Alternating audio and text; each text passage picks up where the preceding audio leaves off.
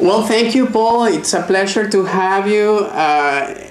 You are the author of Begin with Yes, a great book I had the pleasure to read already, and also the CEO of a great organization called the Moore Center Services.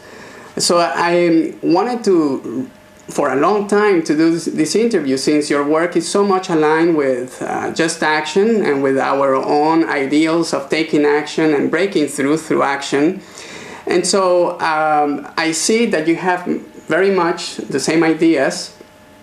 And something that I found interesting about your book was that you emphasize taking action over finding the optimum state of being to take action. So you prefer for people to just take action and settle things as they go and create progress. Could you elaborate on that?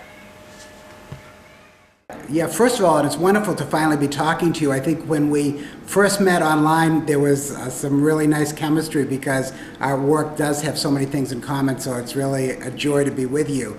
I think your question is probably the most important question anyone could ask me, because I tend to be an optimistic person, and there's been so much media attention and so many books out there that have talked about having a positive attitude and how you draw good things to you by thinking about those.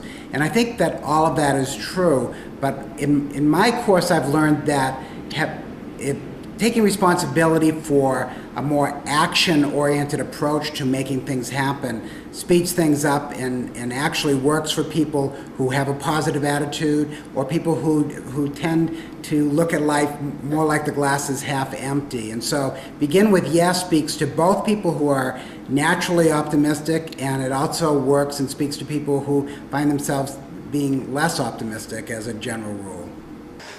Yes, and now there is one aspect that I do think is necessary, which is preparing to take action. I talk a lot about the things that you have to do to prepare and be in harmony to some degree in the right level of energy to take action and break through. This first element of resistance, to take that first step, even if it's small, sometimes is very difficult. All the other steps are easier, but the first one, the one where you make the decision, is very important and hard to make. So how do you prepare for this very important step?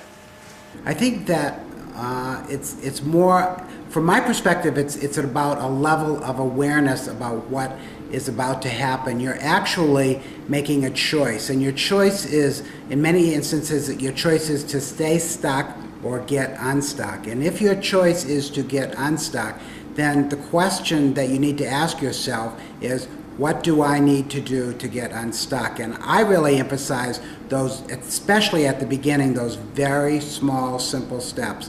And really just making that decision to get unstuck is a very small first step in the right direction. I think the feeling of empowerment and the feeling of optimism does tend to grow as you begin to move, because when you're moving, you automatically feel better. So a lot of the people that I coach and talk to and that I wrote the book for are people who are finding themselves stuck. And to your point, taking that very first step is the point at which you are no longer stuck. Once you're no longer stuck, then you begin to feel this empowerment and a sense of energy that allows you to take the next step and the next step and the next step. So it does pay to be thoughtful, I believe, but it also pays not to lose yourself in preparation, but to focus on what's one small thing I could do today to move myself in the direction that I want to move. And I find that people generally get that concept and recognize, if they don't get overwhelmed by the bigness of their situation and focus on that one small step that you could do today, this afternoon, right now, that things begin to happen. I also wanted to ask you about a concept that requires some balance. Basically, I am all about action, but there is also a moment for quietness, for stillness. I find that that moment could actually benefit every other action you do later. So, like for example, the warrior is not all the time in battle. Sometimes they have to retreat, come back to the base, and rest, prepare. And so, is there a need to take action all the time? Aren't we in a society that's all the time about action? And now I do have to make the disclaimer. I am the founder of Just Action, so imagine the title is Just Action, so I am all about that. But I also put things in perspective. There is a moment where we do have to find the resources, meditate about the next move, be with ourselves to assimilate everything that has resulted from the previous actions, and then enjoy, even enjoy what you've done. And then go ahead and take action. Some experts on productivity sometimes say that if you want to be more productive, take things out from your agenda, from your schedule. Take things out, make it lighter, and you'll be more productive, which is counterintuitive. So I wanted to know, what are your thoughts on that?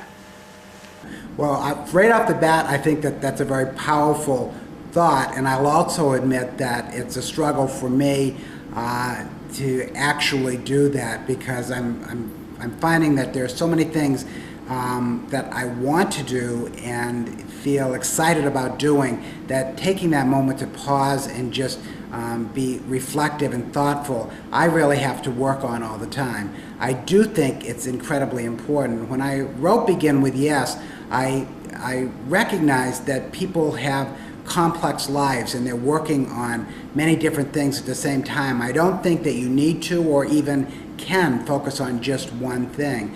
But to your point, being thoughtful and thinking of it as one step at a time is really important. I've talked to people who have a tendency to plan the next 10 steps, and that's really almost laughable, because you don't really know what's going to be the next step after this step until you've taken that step. So to put a lot of energy into figuring out what the next 10 steps are going to be actually is counterproductive and generally a waste of time. So I encourage people, figure out what your next step is, take it, and now with your words of wisdom, I think I can articulate that a little bit better. Pause for a minute, and then one of the Begin with Yes questions that comes up over and over again is, now what?